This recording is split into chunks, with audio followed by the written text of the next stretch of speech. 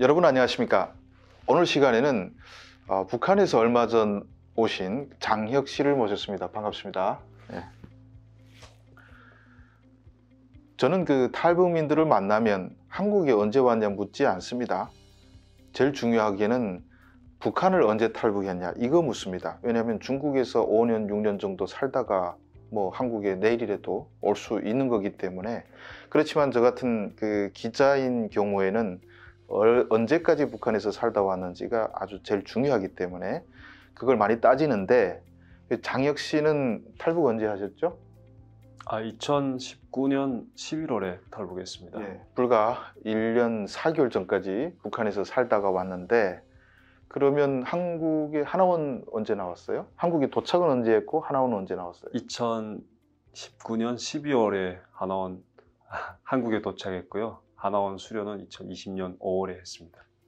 탈북한 지 한 달 만에 한국에 도착했고 작년 5월에 한국 사회에 나왔으니까 한국 사회에 약 10개월 정도 살게 된 새내기라고 할 수 있습니다.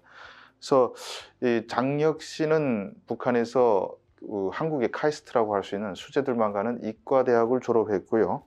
그리고 이 탈북했던 그 과정이 좀 흥미진진한데, 5년 전에 사라졌던 불과 한 10개월 전에 했던 여자친구가 6천만 원을 보내서 탈북을, 남자친구를 데려온 거예요. 한국에 와 보니까 이만한 남자가 없다 이렇게 생각했는지도 모르겠는데, 근데 그래가지고 그 흥미진진했던 탈북 스토리는 얼마 전에 유튜브를 진행했고, 그래서 그 북한에서 5년 동안 영상회사 사장도 했습니다. 그래서 유튜브 진행했는데, 유튜브 이름이 장선비의 한양살이죠. 네, 맞습니다. 예, 장선비의 한양살인데, 제가 봤을 때는 최근의 북한 소식을 똑부러지게 잘하고 있는 채널인 것 같습니다. 자, 그래서 저는 오늘 장혁 씨를 모시고 궁금했던 것이 뭐냐면, 얼마 전까지 북한에 살아왔기 때문에 북한의 민심, 김정은 체제를 바라보는 북한 사람들의 민심, 이런 것들이 어떻게 달라져 왔는지 이게 궁금하거든요. 예, 그래서 쭉 장혁 씨는 김정은 시대 한 10년 살아봤잖아요. 집권 초기하고 지금하고 뭐가 많이 달라졌어요? 사람들이 마음 같은 것이. 집권 초기에는 좀 사람들이 많이 헷갈렸어요. 북한 사람들 마음속에 김씨 정권은 그런 정신적 지존 같은 거잖아요. 그래서 나이 많은 세대 같은 경우에는 김정일 서거 이후에 되게 많이 헷갈리는 상황이 오기도 했고, 그래서 김정은으로 이렇게 정권이 바뀌면서 그 사람들 입장에서는 그게 오히려 마음에 안도감을 찾을 수 있는 거죠. 뭐 후계가 있는 게 오히려 안도감이다 이렇게 볼 수도 있고요. 네. 그러면 그 아버지가 죽고 아들이 올라섰으면 북한 사람들은 다 봤을 거 아니에요. 김정일 때는 이렇게 통치했는데 아들 때는 이렇게 하는데 비교가 되잖아요. 네. 초기에는 뭐 어떤 딱 바라보는 시각이 어떻게 됐는지요? 김정은 정권이 들어서면서 통치 스타일이 사실 많이 바뀌었어요. 김정일 시대는 되게 전략적인 의미에서 보면 완강한 방어라고 묘사할 수 있거든요. 그 권한행군을 통해서 숱한 사람이 굶어 죽었잖아요. 그런 역경, 그리고 자연재해, 그리고 막 세계적인 압력 이런 걸 받으면서 그냥 군대만 이렇게 중시하면서 완강하게 방어를 했거든요. 그리고 통치 스타일도 그때는 되게 좀 말없는 침묵 같은 통치를 했어요. 그래서 사람들로 하여금 크게 우리는 변하지 않는다는 걸 암암리 느끼게 해줬고, 김정은은 통치 방식이 상당히 좀 다른 면을 보여줬는데, 대표적인 신뢰로 본다면 처음에는 되게 어린 나이를 이렇게 어필하기 위해서 되게 자상하고 이렇게 부드러운 스타일 이런 거를 많이 어필했어요. 그래서 막 부모처럼 뭘 챙겨준다던가, 뭐 김정일 서거 당시 막 날씨가 되게 추웠어요. 근데 막 호상도 서고 그런 게 있단 말이에요. 돌아가신 사람 앞에서 시간도 보내고 젊은 사람들 나가서 그 앞을 지키는 그런 때 따뜻한 핫팩 같은 거, 북한 사람들 그런 거 처음 봤잖아요. 그런 것도 대량으로 이렇게 구입해서 나눠도 줬고, 그러니까 이렇게 부모 같은 컨셉을 많이 처음엔 했어요. 그리고 또 또 충격적이었던 게 뭐냐면 그 장성택 처형 네. 이게 되게 쇼킹한 경우인데 장성택 처형 같은 경우 그때 조선중앙방송에서랑 그리고 대내적으로 이렇게 여론몰이를 한 게 이렇게 정권을 탈취하려고 했다 이런 문제를 제일 부각시킨 게 이게 많은 사람들의 그 분노를 불러일으키기 충분한 공분을 샀거든요. 장성택이 분노를. 예, 장성택이가 샀다. 결국에는 일단 뭐 여자 문제라든가 이런 다른 문제를 제외하고도 권력을 찬탈하려고 했다라고 했는데 이게 예전의 북한이라면 상상할 수 없는 문구예요. 일단은 그런 부분에 대한 이야기를 전혀 안 하거든요. 거의 절대시된 권력에 누군가가 가질 수도 있다? 다른 사람이 훔칠 수도 있는 건가? 라는 질문을 던질 수 있기 때문에 이런 부분에 대한 접근을 아예 안 했었어요.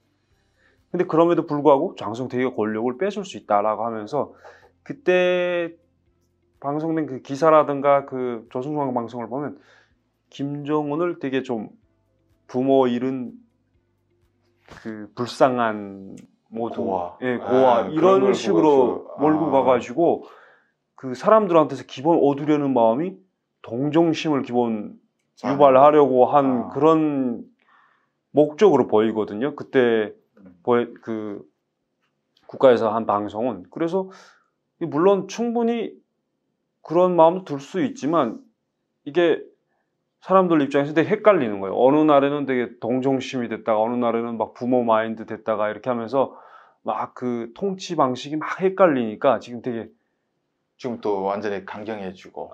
막 그 포악해도 예. 지고 어느 날에는 또 부드러워졌다 이렇게 사람들이 엄청 헷갈리는 거죠. 지금 그 장성택 숙청했을 때 전 세계는 그 장면을 보고 경악을 했습니다. 그래서 북한의 잔혹성에 대해서, 김정은의 무자비함에 대해서 전 세계가 경악을 금치 못했는데 우리 북에 계셨던 분은 그걸 경악하는 게 아니고 장성택한테 경악하고 김정은한테 동정심을 느꼈다 뭐 이런 얘기를 하시는데 근데 지금 한 10년 살았잖아요. 그 사람들이 이제는 속았다 뭐 이런 생각 드는 사람들이 있나요? 제 세대가 제가 88년생인데 제 세대를 기준으로 윗세대 분들은 그 충성스러운 마음이라고 해야 되나요? 큰 변화가 없어요. 아직도 충성해요? 네, 이게 음. 이 사람들은 일생을 살아왔기 때문에 사람의 마음이 쉽게 안 바뀌더라고요. 물론 머리로는 지금 뭔가 지금 틀리게 가고 있다. 하라는 대로 하면 살기 힘들다는 걸 알면서도 그거를 완전히 반대하고 그 옳지 않다고 생각하고 그걸 다른 사람한테 선전하고 이렇게 안 해요. 그분들은. 세뇌에 완전히 길들여요. 네. 모습이군요. 근데 반대로 그 저희 아래 세대 같은 경우에는 정말 그 고난의 그 이후에 태어난 세대잖아요. 장마당 세대라고 할 수 있죠. 네, 기자님 표현 비로 말하면 그 장마당 세대인데 이 시대 애들은 지금의 북한의 그 통치 방식이 먹히지 않는 거죠. 젊은 애들은 네. 그러니까 먹히지 않는다고 하면 가령 뭐 예전에는 그 젊은이들이 학교 졸업하면 네.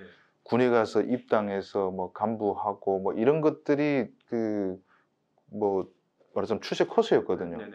근데 요즘 친구들은 뭐 노동 당원이 되려고 열심히 노력하나요?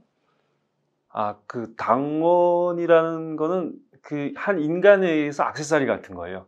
뭔가 이런 권력으로 이렇게 쭉 진급하려면 있으면 득이 되는 거거든요. 그리고 거의 올라가면 올라갈수록 당원이 꼭 돼야 돼요. 그래서 권력에 기생하는 사람들한테는 그게 필수 조건이고, 근데 사람들이 뭘 알아버렸냐면 그리 높이 올라 못 갈 바에는 굳이 당원이 되면서 힘든 삶을 살 필요가 없다라는 것을 깨달은 거죠. 그 당원이 가지고 있는 족쇄, 규율에 매여 있고, 그러니까 뭐 장사도 마음대로 못 하니까 돈을 벌거나 간부 되거나, 네네네. 간부 되려면 당원해야 되고, 돈 벌어도 뭐 돈 많이 버는 사장이 되려면 또 그럼 회피하게 사는 거죠. 그런 당원 돼야 되지 않아요? 그것도? 아니요, 그런 건 아닙니다. 예전에는 노동당원이 아니면 안 되는 게 있었어요. 그러니까 한마디로 말하면 노동당원은 꼭 보너스만 됐었는데 최근에 들어와서 되게 재밌는 현상들이 노동당원이면 안 되는 것들이 생기기 시작했어요. 이게 어떤 거냐면 직업이 자유로운 이런 일용직이라든가 그리고 받아 나가는데 모집하는 네, 어부들 이런 경우에는 노동당원들은 당생활 관리라는 걸 조직에서 따로 해야 돼요. 그런 이유로 해서 그냥 당원들은 웬만하면 오지 말라. 당원들은 안 받아. 이런 사회적 추세다 보니까 그 저희 친척분들 중에도 당원이 있는데 되게 직장을 옮기기 힘든 거예요. 그 막 살기에는 당원이 불편한 거예요. 한마디로 말하면. 그럼 요즘 젊은 세대들한테는 그냥 당원은 선택의 문제고 뭐 출신 성분 나쁘면 별로 그걸 또 넘어서려고 노력도 안 하고 돈이나 벌자. 뭐 예전에는 그 사회주의 시기에는 꼭 남자의 인생이 멋있는 인생은 그 권력을 가지고 사회적 지위를 누리면서 살아야 되는 것이 거의 정답에 가까웠는데 최근에 들어서면서 한 20년 가까이 북한도 자본주의 변화를 겪으면서 꼭 그렇게 안 살아도 행복하게 사는 길이 보이는 거예요. 이제는 자본이 어지간히 측정돼서 굳이 권력에 기생하지 않아도 충분히 먹고 살 만한 환경이 조성되는 거죠. 그런 이유로 해가지고 꼭 당원이 안 되겠다라고 결심한 사람들은 당원 연연하지 않고, 그리고 또 제가 최근에 봤던 이야기 중에 하나가 그 군에서 10년 군사복무를 하면 입당을 시켰습니다. 예전에는 대부분의 경우를 입당을 시켰는데 최근에 들어서는 그거를 입당을 잘 안 시켜줘요. 왜냐하면 그 제대돼서 간 다음에 행동을 잘 안 한다는 거예요. 그래서 나라에서 그 당원을 군에서 시키는 그 비중을 좀 떨구고 사회에 이렇게 제대돼서 간 다음 3년 정도 일을 잘하면 그때 시켜줘라, 이런 식으로도 많이 바뀌고, 또 문제는 제가 기차에서 만났던 한 분 이야기인데 그 군복무를 10년을 했는데 그 대용단 그 농장 쪽으로 무리 배치를 했다는 거예요. 그런데 대체로 그걸 당원들로 많이 하거든요. 근데 홀어머니를 모시는 분이었대요, 그분이. 그래서 어머니가 안 보내줘가지고 안 가니까 그 대용단 쪽에서는 그 사람 데리러 다니는 거예요. 그쪽 관련 일꾼이. 근데 데리러 가 보니까 지금 나 못 가겠다, 엄마 모셔야 되겠다, 이렇게 하니까 그 사람 뭐 어떻게 내세울 게 없잖아요. 그러니까 너 당원인데 이래도 되냐? 그러니까 당원이라서 내 아들을 데리갈 거라면 당증을 가지가라. 부모가 그랬다는 거예요. 잡아가지 않나요? 그럼? 근데 이게 좀 아이러니한 게 당은 되게 인민들의 이익을 대표하는 그 단체로서 자신을 포장해야 되는 거예요. 그래서 되게 반인륜적인 행동을 할 수가 없어요. 그러니까 이런 명분이 안 서는 행동을 하면 사람들이 지탄을 받기 때문에 겉으로는 되게 신사적인 것처럼 하거든요. 그래서 아무 말을 못하고 왔다고 해요, 그분이. 그런 거 아들 데리고 갈 바에는 당증 반납하겠다 했는데 네네네. 처벌도 안 받고 네. 그거 어떻게 해야 되나 뭐 이런 네. 규율이 많이 뭐 약해졌다는 소리인데, 그럼 요즘 뭐 특히 요즘 장마당 세대 같은 건 젊은 애들이니까 그럼 그런 애들은 더 이렇게 뭐 국가 공권력 뭐 이런 거 귀찮게 젊은 친구들 같은 경우에는 사실 그 친구들이 되게 불쌍한 세대예요. 왜냐하면 그 학교에서 배우는 과정안이라든가 교육 내용하고 현실은 너무 다른 거예요. 예전에는 배운 대로 그래도 살면 가능성이 있었거든요. 직장 들어가서 일하면 뭐 조금 승급도 하고 그 수입으로 먹고 살 수도 있었는데 요즘은 완전히 다르잖아요. 기자님 세대도 그 공산지 도덕이라는 거 배우셨나요? 봐야죠. 네, 그게 되게 인간의 초보적인 예의를 가르치면서 사회 규범 이런 거를 젊은 사람들한테 가르치는 건데 요즘은 그렇게 살아가지고 살 수가 없는 구도예요. 그러니까 책과 현실이 완전히 책과 다르고. 현실의 그 차이가 너무 100%, 180도 다르니까 애들은 스스로가 그 사회 타협점을 찾아야 돼요. 그런데 이게 부모들도 애들한테 이렇게 사는 건 옳지 않다고 말해주기가 상당히 불편한 사회거든요. 아까 말씀드린 것처럼 부모 세대는 아직도 현실을 받아들이려고 안 합니다. 그러니까 애들 스스로가 요만큼은 받아들이고 요만큼은 받아들이지 말아야겠다라고 생각했는데 이게 어려워요. 이 타협에 되는 지점에 대해서 스스로 알아서 찾아야 되는데 이래가지고 요즘 애들은 되게 정체성 혼란도 많이 겪고요. 그리고 요즘 애들 또 특징이 젊은 친구들은 사회에 대한 헌신 개념은 없습니다. 그냥 자기 혼자만 생각을 네네. 저희 때는 국가에서 뭘 이렇게 해라 가면 싫은 거 뻔히 알면서 그래도 이렇게 하는 게 맞지라고 생각하는데 요즘 친구들은 내가 왜 그렇게 해야 되냐라는 의문을 당연히 가지고, 그러다 보니까 군에서 예전에는 그 구타 문제라든가 이런 게 많았거든요. 때리고 이런 문제가 많았는데 요즘은 한 명만 맞으면 그냥 바로 상급기관을 찾아간대. 그 정치부라고 있거든요. 그런데 가서 나 맞았다, 군생활 못하겠다. 근데 이것도 요즘 이런 분위기니까 위에서도 절대 때리지 말라라고 내려오는데 그리고 때린 사람이 되게 눈치를 보는 거예요, 요즘에는. 그 한국도 요즘 젊은 세대들이 아주 자기 개성이 강하고 네네. 그런데 그리고 몇몇 맞으면 그냥 바로 탈영해서 집에 가가지고 예전에는 사회에서 군 생활을 하다가 제대를 되는 걸 되게 수치스러운 걸로 생각을 했어요. 예. 아, 그 영예로운 군사복무를 마감까지 못한 거는 뭔가 남자로서 문제가 있고 정치적인 오점을 남기는 거다라는 명분이 강했는데 요즘은 그냥 나 그냥 생활 제대 시켜주세요. 나 뭐 군 안 졸업해도 돼요. 사는데 지장 없어. 이런 부류들이 상당히 늘어났죠. 그럼 장혁 씨는 그 북에 있을 때 입당하려고 노력했던 파예요? 노력은 안 했는데 저는 그런 생각은 했었습니다. 당에서 나를 필요로 하면 언젠가 오라고 하겠지. 자, 그러면 이렇게 그 장마당 세대는 이제 잘 먹히지 않는다는 네. 얘기인데 그러면 그 사람들이 군에서만 그러겠어요? 그 사회에 나와서도 열받으면 탁 이렇게 할 수 있는데 보시기에 북한 같은 사회는 아직은 뭐 폭동 같은 것이 일어날 민심은 아니라는 거죠. 일단은.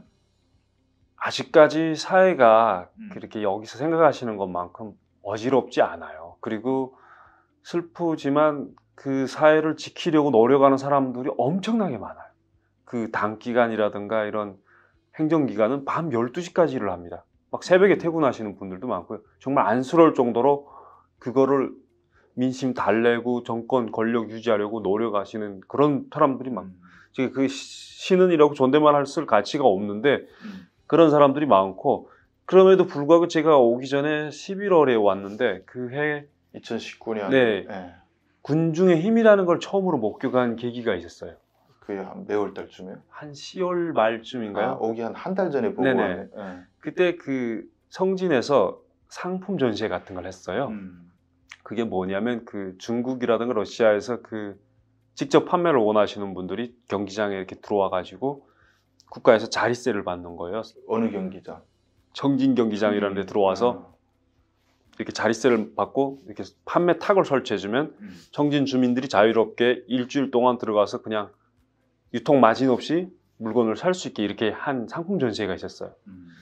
그러니까 그 엄청 많은 분들이 오셨고 외국에서도 북한 사람들은 외국 물건을 직접 사는 거는 참 행운이에요. 그거는 진짜 살면서 처음 느껴보니까 막 그 모두가 들어가길 희망했고 그래서 또 국가는 그또 판매권을 이 입장권을 다 팔아버린 상황이었습니다. 또 입장권 내서 또 돈 받네. 예, 아이 그 돈 버는 기회 놓치면 안 되죠. 되게 엄청 허기가 진 상태니까 그래서 했는데 그 어떻게 해야 될지 잘 몰라가지고 입장권을 잔뜩 떼놓고 상인들 먼저 입장시키고 사람들을 따라 입장시켜야 되겠는데 그걸 못해가지고 너무 많은 군중이 몰려서 요런 작은 문을 하나 개방했어요.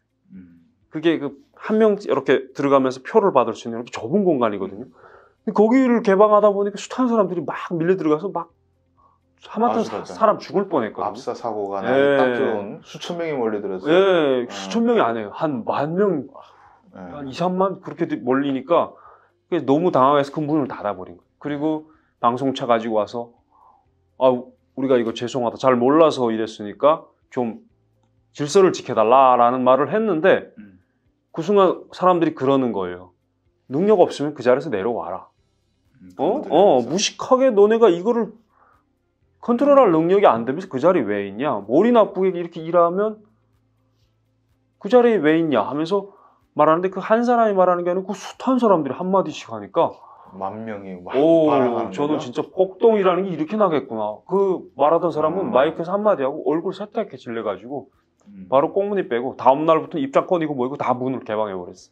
입장권도 안 받고 네네네. 군중의 힘에 밀린 거죠. 네. 그러니까 뭐 폭동 일어나서 간부를 때려 죽이고 뭐 이런 거는 아니고 사람들이 자기 경제적 이해관계가 손상이 됐을 때 그렇게 일어날 수 있다. 뭐 이런 것들을 보고 왔네요. 네. 그리고 지금 뭐 시간이 많이 걸려가지고 그래서 장혁 씨한테는 뭐 온지 얼마 안 돼가지고 많은 들을 얘기가 있고 또 평양과 또 청진에서 또 뭐 회사 생활도 하고 뭐 또 회사도 경영해봤고 그래서 앞으로 자주 또 불러서 북한 얘기 듣도록 할 텐데요. 장혁 씨의 다른 북한 얘기는 그 장선비의 한양살이라는 유튜브를 통해서 뭐 다른 북한 얘기들 많이 하니까 궁금하시면 그쪽에 최신 북한 얘기를 많이 들으실 수 있을 겁니다. 그래서 오늘 북한의 민심에 관한 내용은 여기까지 마무리하고 다음 시간 또 뵙도록 하겠습니다.